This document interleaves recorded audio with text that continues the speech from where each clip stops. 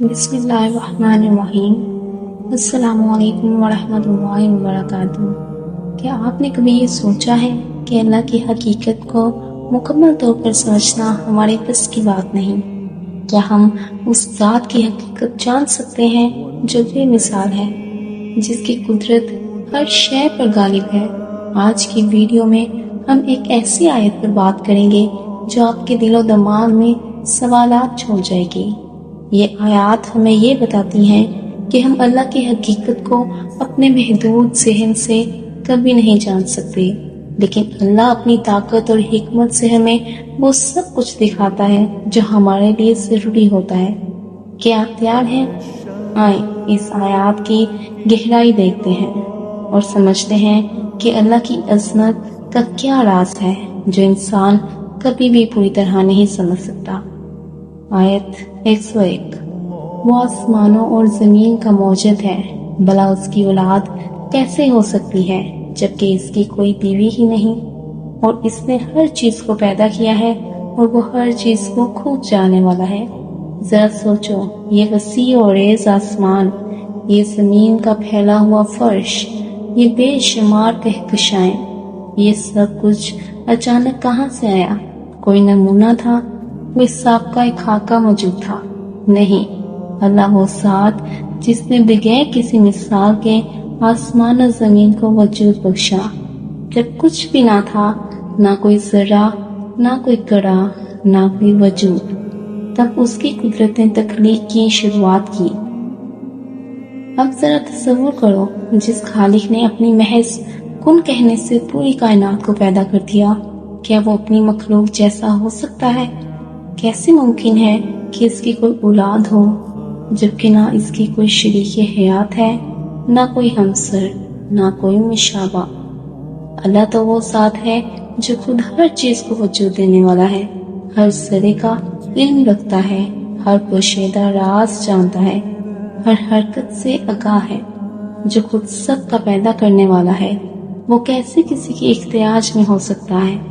یہ آیت انسان کو جھنجھوڑ کر بتاتی ہے کہ اللہ کی حقیقت تمہارے محدود ذہنوں میں آنے والی نہیں۔ وہ اپنی عظمت میں یکتا ہے، بے مثال ہے، بے نیاز ہے، اور جو اس کی ذات کو سمجھنے میں کوتاہی کرے وہ سخت گمراہی میں ہے۔ آیت 102۔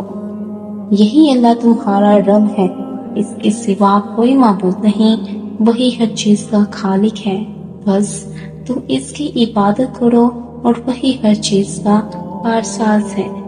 اس آیت میں اللہ تعالیٰ اپنی الوہیت کو بہت وضاحت سے بیان فرماتے ہیں۔ فرمایا کہ یہی اللہ ہے جو تمہارا حقیقی رب ہے، یعنی وہی تمہاری پیدائش، پرورش اور تدبیر کرنے والا ہے، اس کے سوا کوئی معبود نہیں، لہذا عبادت اور بندگی کا حق صرف اسی کو پہنچتا ہے۔ خالق کل شیء، یعنی ہر چیز کا خالق صرف اللہ ہے، چاہے وہ آسمانوں کی مخلوقات ہوں یا زمین کی، سب اسی کے حکم سے پیدا ہوئی ہیں۔ پھر حکم دیا گیا، بس تم اس کی عبادت کرو اور کسی کو اس کی الوہیت میں شریک نہ کرو۔ آخر میں فرمایا کہ وہی وکیل ہے، یعنی ہر چیز کا نگران اور نگہبان، ہر کام اس کے علم و ارادے سے ہوتا ہے اور اسی پر مکمل بھروسہ کرنا چاہیے۔ آیت 103۔ نگاہیں اس کا احاطہ نہیں کر سکتی اور وہ سب نگاہوں کو گھیر لیتا ہے، اور وہی بڑا باریک بین اور ہر چیز سے باخبر ہے۔ اس آیت میں اللہ تعالیٰ کی عظمت اور اس کی ذات کے ادراک کی محدودیت کو بیان کیا گیا ہے۔ فرمایا گیا کہ کسی بھی مخلوق کی آنکھ اللہ تعالیٰ کا احاطہ نہیں کر سکتی۔ اس کا مطلب یہ ہے کہ مخلوق اللہ کی ذات کو براہ راست اپنی آنکھوں سے دیکھنے کی طاقت نہیں رکھتی، نہ دنیا میں اور نہ اپنی حقیقت میں۔ اللہ کی شان اتنی بلند اور اس کی حقیقت اتنی لطیف ہے کہ انسانی آنکھیں جو محدود صلاحیت رکھتی ہیں اس کا مکمل ادراک نہیں کر سکتی، لیکن اس کے برعکس اللہ تعالیٰ سب نگاہوں کو جانتا اور گھیر لیتا ہے۔ نہ صرف یہ کہ وہ جانتا ہے کہ کون کہاں دیکھ رہا ہے، بلکہ وہ دلوں کے ارادے اور آنکھوں کے خیالات تک جانتا ہے۔ اللہ تعالیٰ اپنی صفات میں اللطیف، نہایت باریک بین، ہر پوشیدہ چیز کو جاننے والا، اور الخبیر مطلب ہر بات سے مکمل باخبر ہے، یعنی وہ پوشیدہ ترین چیزوں کو بھی جانتا ہے اور ہر چھوٹی بڑی چیز اس کی نگاہ سے چھپی ہوئی نہیں۔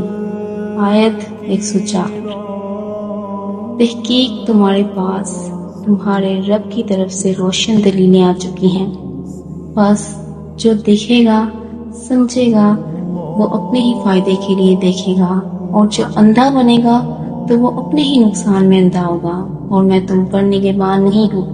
اس آیت میں اللہ تعالیٰ انسانوں پر اپنی ہجت تمام کرتے ہیں۔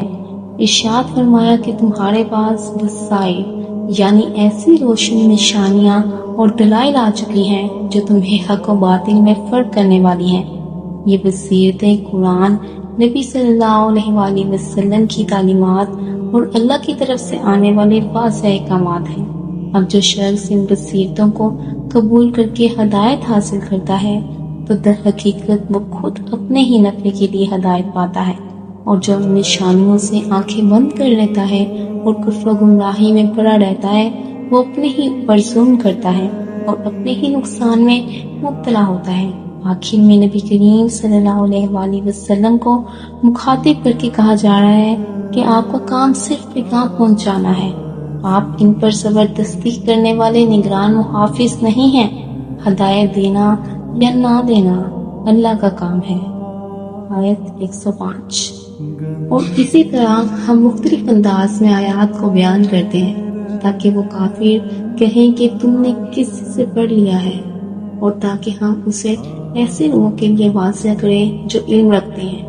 اللہ تعالیٰ فرماتے ہیں کہ ہم آیات کو مختلف اندازوں سے بار بار وضاحت کے ساتھ بیان کرتے ہیں، کبھی دلائل کی شکل میں، کبھی مثالوں سے، کبھی تاریخ کے واقعات سے، اور کبھی براہ راست احکامات کی صورت میں، مگر کفار جن کے دل ضد اور حسد سے بڑے ہوئے ہیں ان روشن آیات کو دیکھ کر بھی انکار کرتے ہیں اور نبی صلی اللہ علیہ وآلہ وسلم پر الزام لگاتے ہیں کہ آپ نے کسی انسان سے سیکھ لیا ہے یا پہلے کی کتابوں سے یہ باتیں پڑھ لی ہیں، حالانکہ قرآن اپنی شان، اپنی فصاحت اور بلاغت اور اپنی عظمت کے ساتھ ایک ایسی نشانی ہے کہ وہ کسی انسانی تعلیم کا نتیجہ ہو ہی نہیں سکتا۔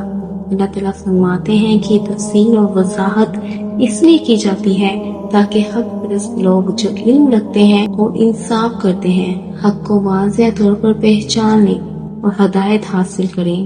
سبحان اللہ۔ آج کی ویڈیو میں ہم نے ایک حقیقت کو کھولا جسے جان کر انسان کی عقل دنگ رہ جاتی ہے۔ اللہ کی حقیقت کو سمجھنا انسانی ذہن کی بساط سے باہر ہے، لیکن اللہ کی آیات اور اس کی قدرت سے ہمیں وہ تمام بصیرت ملتی ہے جو ہماری زندگی بدل سکتی ہے۔ آج ہم نے یہ جانا کہ جب ہم اللہ کی عظمت کو سمجھنے کی کوشش کرتے ہیں تو دراصل وہ ہمارے دلوں کو ہدایت دیتا ہے، لیکن سوال یہ ہے کہ ہم حقیقت کو سمجھنے کے لیے تیار ہیں۔ اگر آپ کو یہ ویڈیو پسند آئی ہو تو اسے اپنے دوستوں کے ساتھ ضرور شیئر کریں تاکہ یہ پیغام اور بھی لوگوں تک پہنچے، اور اگر آپ چاہتے ہیں کہ ہم اور بھی گہرے اور اصل موضوعات پر ویڈیوز بنائیں تو ہمارا چینل سبسکرائب کرنا نہ بھولے گا۔ جزاک اللہ۔